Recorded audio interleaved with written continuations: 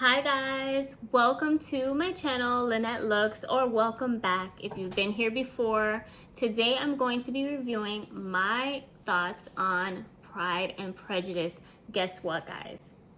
I finished reading Pride and Prejudice. I was so happy that I actually finished this. That was like a big win for me because this was my first classic literature that I've read, so I was super happy about that. It was quite challenging for me. It was challenging because the language, it's an old English style language, so it's not that exciting to read that way because it's so difficult to read. The words are very lengthy, and most of these terms I'm like, do people really talk like this?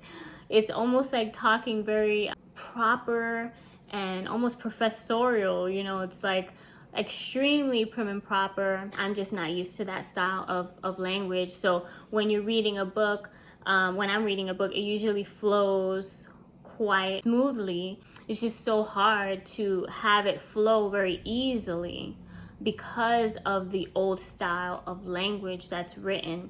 I must say that it did get smoother as I continue to read because I'm getting more used to it, but even though I was getting more used to it, it still didn't run very fluid at all. It was very like rough to read that way, even to try to capture the pictures and stuff like that. Usually when I read, I have no problem, but I couldn't bring the story to life that well, just the way that it's written.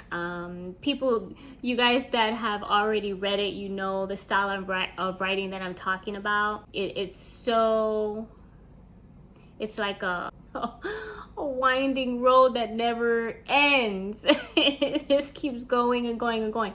And the way Jane Austen writes, I am going to say things that I like about it, but the way she writes, it wasn't as though what was going on was very like exciting. So at the same time, it's like this difficult to read style of writing, very lengthy to say something that could have been said like very short, super long-winded and lengthy, and you get the idea, right? It was just like, so, and I don't want to like complain about it or anything like that, because I know also I have to be in the mind frame of back then, so she wrote this in the 1800s, and in England that's exactly how people spoke back then. So I'm definitely not knocking it. As a modern woman, I just am never around people who speak that way, and for me it was just made it a hard read. That's something that was challenging that I faced in reading this super popular story, this super popular book.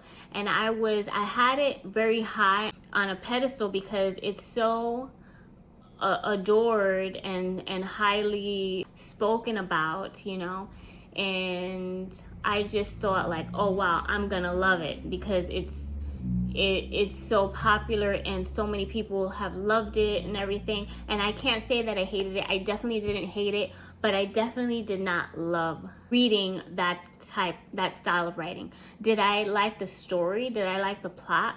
Yes, I did. But again, the storytelling was so long-winded. It took so long for the plot, the story to actually get more exciting. Like I was reading for probably, I read 10 hours of reading, and then now finally towards the end there's some sort of excitement, some sort of plot twist that made it like, okay, now I want to really know what's going on. Like I never felt that I was that engaged that I really wanted to know what's gonna happen next.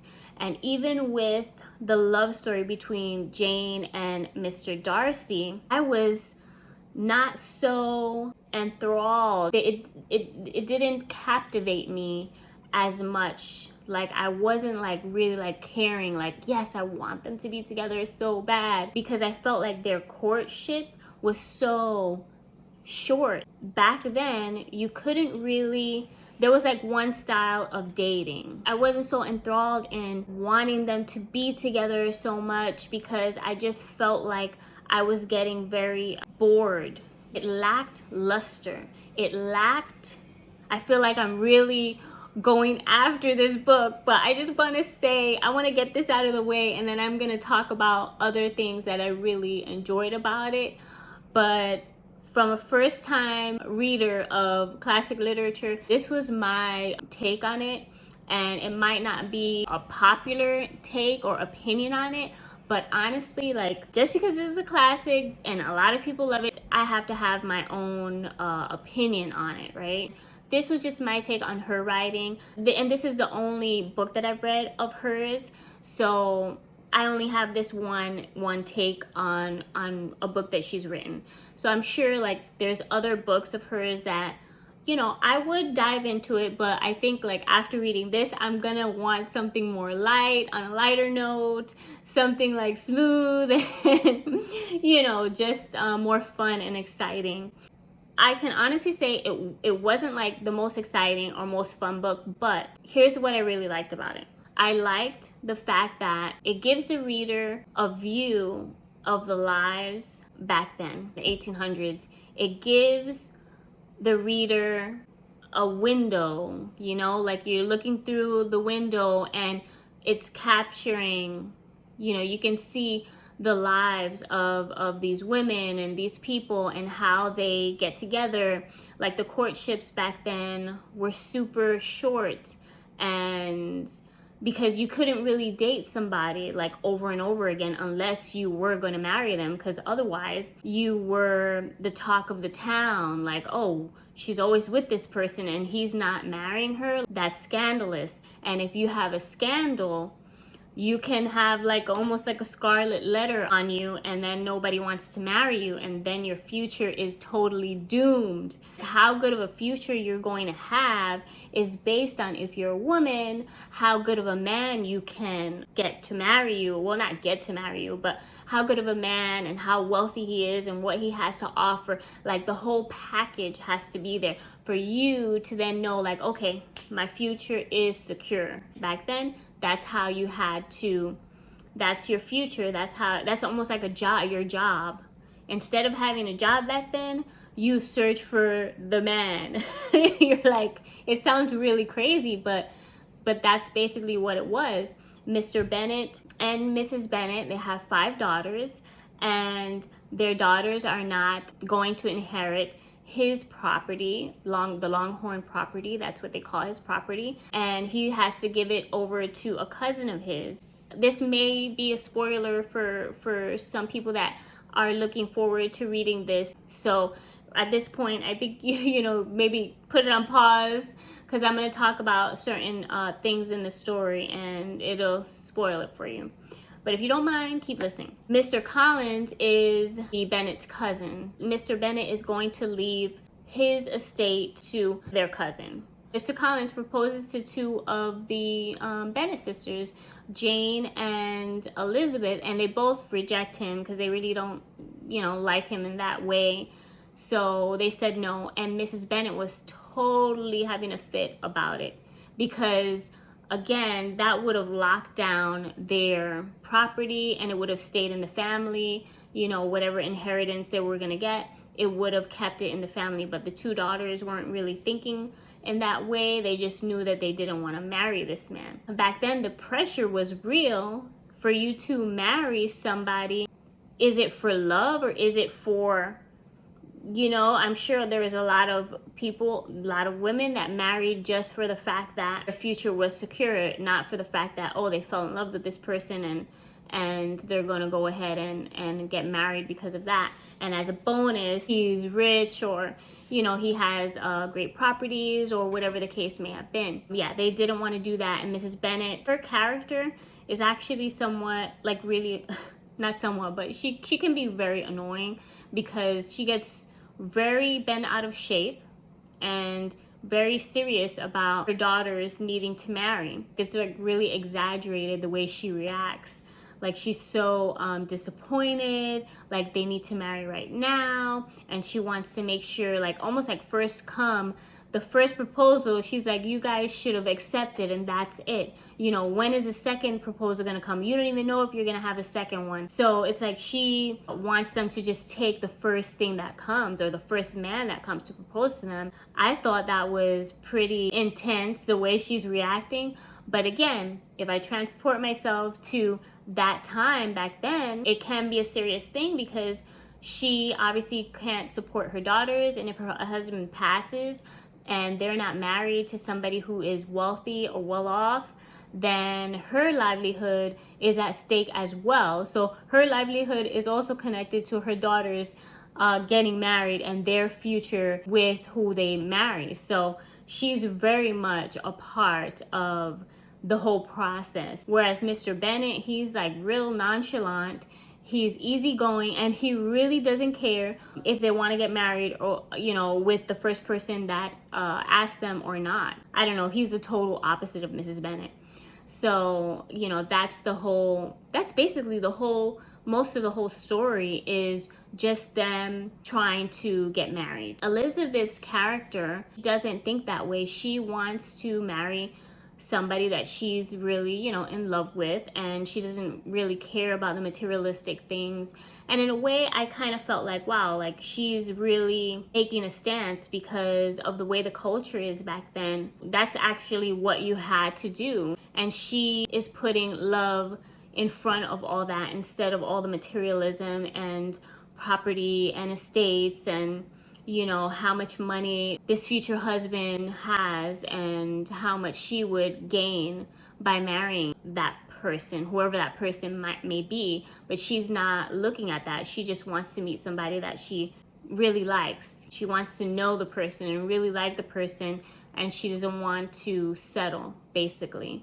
And then you have her other sister, Lydia. She's 15 or 16 years old, and she's kind of hard to handle. She's very, almost wild and selfish, and she's one of those wild teenagers, you know. And wild, I mean, there's a story plot with her that actually made it more exciting, even though she did something that made her parents super stressed out. It's actually the most exciting part of the story, and that happened close to the end of the book. There's really no real personal development in any one of the characters. They pretty much all stay the same. Like, nobody really changes except for Elizabeth, and they call her Lizzie. In the beginning, she's so prejudiced against Mr. Darcy because she thinks like, oh, he's just this arrogant guy and he doesn't have like a good heart and everything like that. And she kind of really judges him based off of, you know, the first time they meet, which, you know, I could understand. Like, he was not as friendly, and he definitely judged, and he was very proud, you know, and he didn't want to talk to people that weren't at his class. You know, he kind of kept to himself. He's just this shy guy. Yes, he does have a lot of pride in who he is, but he honestly is not that arrogant guy that she thought. And there were brief encounters between them. That's another thing. It's like back then the courtship was so short. Like, they met only a couple of times, and then Mr. Darcy, all of a sudden, like, he's in love with her. They met like a couple of times, and their meetings were not good. Like, she didn't really like him, and he was like, you know, turned off about her because her family is not that wealthy. So he was kind of like, okay, you know, this family and Elizabeth, they're not like within, you know, the same ballpark as he is. And he thought that she was kind of rude too, you know. So, you know, vice versa, they both didn't really like each other at first, but soon, like, with a little bit more encounterings, she learns that from other people that he is a very good guy, and she sees, you know, the certain things that he does, that he has such a kind heart, and he is absolutely willing to do anything, not anything, but he's doing the most because he's truly has love for her, and he has fallen for her. And so he does propose to her, but she rejects it. Initially she rejects it because, again, their encounterings were very far and few in between, so they only had like 2 times that they saw each other. And then after that he's like, oh, will you marry me? Because things starts to spark as he's just looking at her and how she is and how she speaks, and he's just like looking at what she's doing and how she's behaving and how she's talking and her family. And they do have some conversations, but it's not very long at all. So it's like back then you have only a couple conversations and it's like, all right, let's get married. And that's basically replaced as dating. It's like replacement for dating is the actual marriage. I thought that Jane Austen gives you a window into that time, and that's just how it was. There is no dating, there is no long courtship. It's like one way to get to know somebody, and that's it. Like nowadays there's many ways that people date, and you can date for a long time before getting married, but back then that was taboo. You do not date before marriage. It's like you marry the person, and then you can go out and be seen in public many times. In that aspect, I thought, it was nice to have that story told. She's giving you a view of how the lives were back then. Nowadays we have different stressors, but the fact that, like, as a woman you have to get married in order for you to eat well, in order for you to have a good future, like you had to get married. So the stress for the mom or the parents was very high to make sure that their futures were secured. So I thought that was very eye-opening. This is a very popular story, and I thought so many people in this time really like this story, and it's so popular and so highly spoken of. And I think that's why you have a character like Elizabeth, and she's very outspoken. She doesn't want to just marry to marry and secure her future. She wants to be with somebody that she loves and really know a person. That's not the way, the culture is back then. You really have to just put that aside almost to secure, like they say, secure the bag. And I swear this is like another version of gold diggers, right? But that's actually accepted. Like, okay, secure the bag, and then you worry about whether you can like him a lot or not. And if you don't, well, as long as your bag is secured, you're good. You can learn to, I guess, live with him. It's just so eye-opening again, that lifestyle. I can only imagine if you're like, the clock is ticking, because Mrs. Bennett is like, you girls, how old are you girls? You girls are gonna be older, and then you're not going to be able to find anybody. And her sister Lydia is literally like 16 years old, and she's already like, she wants to get married, and she'll be the first one. She's the youngest daughter, and she's like gloating about it and everything. Wow, 16, thinking about marriage. The clock is ticking, so the earlier the better, so you're not like super stressed out, like, oh shoot, like I'm getting old.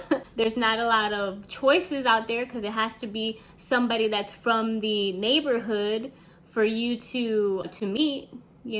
There's no internet, there's nothing like that, so it has to be somebody that's from the area or visits and is in town. There's not a lot of choices. It's just like that one way, and that's it. You write me a letter or you see me in person. We met because you're in the area. There's a character called Wickham. He's very flirtatious. He's a handsome guy. I don't know if you say he's a womanizer, but he likes to be, with women, and he's popular with the women and everything like that. As I said, he's a handsome man, and Lydia is totally liking him. But he's not a character that you would say like, oh yeah, I want him to marry my daughters, because again, he's like this loose guy. He likes the women, one of these playboys, I guess. So Lydia and him go off. And remember, she's 16 years old. He's with her, and they go off, and she's thinking they're gonna go somewhere together, somewhere, I forget exactly where, but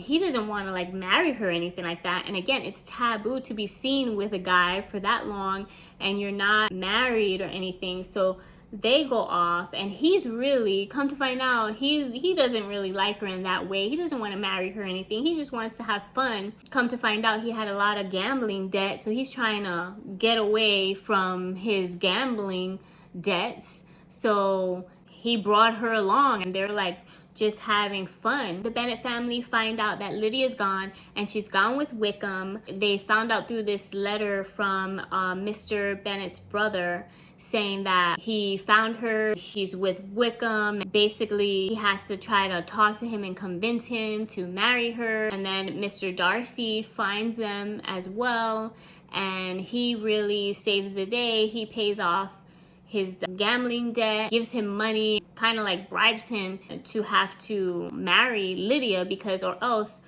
it's gonna be, that's a wrap. Like their family reputation is over if people find out that she's with him and they eloped. They went off and she's with this man and who knows what they're doing. And if the society finds out, then all of the girls' reputation, like nobody's going to want to be connected with them. So then their whole future is going to be like over. So the mother is stressed out. She's like, oh my God, he has to marry her. And it's like, I wouldn't want my daughter to marry him if, you know, he took my 16-year-old daughter who's like a wild child, doesn't know any better, super immature, and she goes off with him. He's an older man. And then to have him, you know, want to marry my daughter after he did that stunt. So, but she's like, that's the only way. He has to marry her, you know, and he's not even that wealthy. So Mr. Darcy does save the day, along with Mr. Bennett's brother, trying to convince this guy to marry Lydia. So Mr. Darcy gives him money, they pay off his debt, and he doesn't want to marry Lydia. But then after that, that was like the exchange, and it saves the Bennett family. It totally saves the Bennett family. So when she comes back home, Lydia doesn't even care that, you know, she stressed everybody out. And actually the mother, I was so annoyed with her because the mother was so excited that she came back, and she's like, you know, I'm getting married, he proposed, I'm so happy, I'm gonna be the youngest daughter. And she doesn't even apologize for all the stress she caused. She's just, you know, just basically bragging about the fact that she's the youngest daughter that's getting married among the rest of the sisters, and she doesn't care. She's like very selfish, very self-absorbed young girl, and the mother is super happy.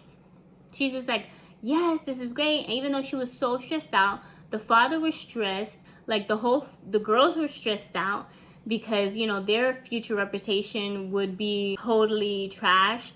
And then as soon as she comes home, the mother like welcomes her and starts congratulating her and like, oh, we need a dress, she needs this, she needs that, and is super excited. So I thought that was kind of annoying. That's the last thing I would want to probably, you know, usually the dad would want to kick his ass, kick his butt, and then, you know, the mother would totally curse him out and then lock the door, and the daughter doesn't see this man again. But in this case, in this situation, it is applauded because now he is going to marry her. So that was very annoying. Very annoying. Speaking from a woman of this time. But I understand back then it's a different story. I can understand that. Because then like the whole future of the Bennetts would be sabotaged from that one act. But the mother doesn't even let her have it and tell her, oh my God, what were you thinking, like behind closed doors or anything. It's just like everything is good. It's all good. She's gonna get married, and that's that. It's almost like everything was patched up. All the stress is patched up because now she's gonna be a married woman. So yeah, that was Lydia and Mr. Wickham. And then you have Mr. Darcy. Elizabeth learns what Mr. Darcy did for her family, helping to get this man to marry her sister, paying off whatever debt he had, and helping to sort things out. She's learning more and more about this man, that he is so kind-hearted, and he's showing the fact that it didn't matter that she rejected his proposal, he's still in love with her. He still wants to do good things for her, and he's doesn't even tell her. She finds out through her aunt and uncle, her dad's brother's wife. She finds out that Mr. Darcy was around them, was there, and she's like, well, what was he doing there? Like, what's going on?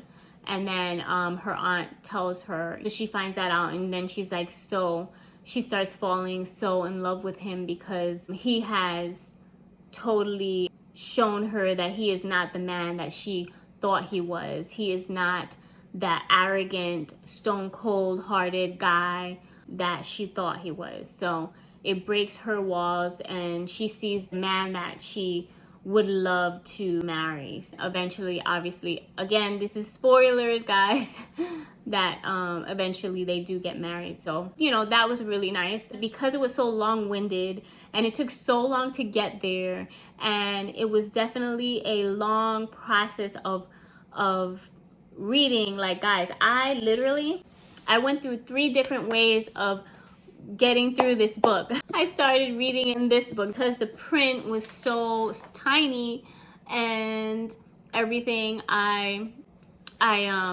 transferred over to this book, and the print is much better, and I thought, oh, this is gonna be good. It's gonna be more enlightening and more interesting. It can flow more smoothly. And then I realized, you know what? Yes, the print is better and easier to read, but difficult to read, and I feel like I needed it to come to life more. So I did get a library card, and I started listening to it, and that brought the story to life much better. It was much more smoother, and it brought it to life more. Now, did it make it more exciting? Not really. Not really. I thought that it would make it more exciting, but it really didn't. Towards the end, all the excitement was bundled up in the end, was together in the end. All the excitement, all the anything that could happen or did happen or whatever was all like kind of bunched up in the end. So you say like 10 hours of reading, but most of the what was made it more exciting was like the last 2 hours. I gave it 3 stars on Goodreads. I liked it. I didn't enjoy reading it that much. Like I said, the language, it was so long-winded. It wasn't very exciting. It was just very straight and narrow until the ending, and that was pretty much it. The ending was the most excitement. I got more into it towards the end. I did. Overall, I think it's a great book to read because you do get a window view of how it was to live back then. And I think that might have been what popularized this in the first place. This is something that is taught in universities. They have the students reading this book for the academics. I believe it's because the way the culture has changed so much, it definitely gives you an interesting view of how it was to live back then, at least in that particular society. In that instance, I was very happy that I read it, got through it, and I got to learn some things about that era, that culture that were, I mean, obviously there were a lot more things going on back then in the 1800s, but for that particular subject of marriage and getting married and your family and your future, if you were a woman, all of that to learn was very eye-opening. That's my take. I liked it. It was rough, it was challenging, but that doesn't mean that I have to hate something that is challenging, because a lot of things that are challenging are worth it in the end, and it was definitely worth it. So I do appreciate Jane Austen writing this. She is very well known because of it. Thank you for watching. If you stayed this long, I really do appreciate you being here. For my next book, I want something light. I want something